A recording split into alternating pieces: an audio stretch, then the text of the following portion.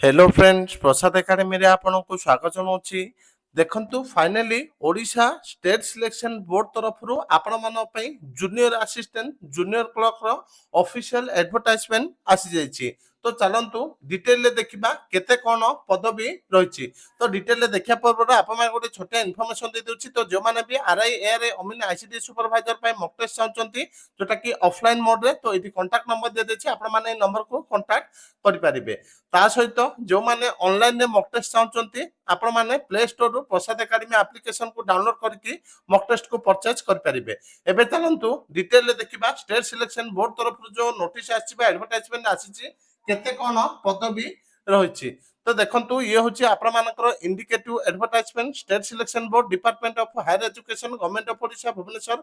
Advertisement number हला 1/2026 date हला 9/3/2026। तो एठी दिया जायछि advertisement for recruitment to the post of junior assistant in state public universities government colleges and NCC in different NCC group headquarter and NCC unit of the state higher education department OUHS माने जोटा कि health and family welfare department तापरे BSc Odisha school and mass education department and junior clerk in non government aided college government of Odisha. तो मु आपण मानकू काली video करके कहितली कि SSB तरफ रु आपण मान पय एडवर्टाइजमेंट आसिया पय जाउछि जोटा कि ह्यूज नंबर ऑफ वैकेंसी आछि। तो online application are invited from eligible candidate for recruitment of 883 post of junior assistant and junior clerk in various institution department of government of Odisha.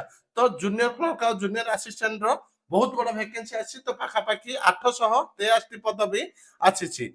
तापर देखंतु opening date and time of online application हला 11/3/2026। तो आपण माने online आवेदन करि परिबे 11 मार्च 2026 to.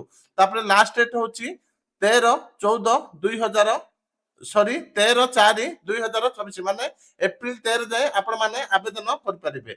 Detail advertisement will be available in the official website of state selection board www.ssbodisha.ac.in 11/3/2026। तो 11/3/2026 रे फुल ऑफिशियल एडवर्टाइजमेंट आसीबो।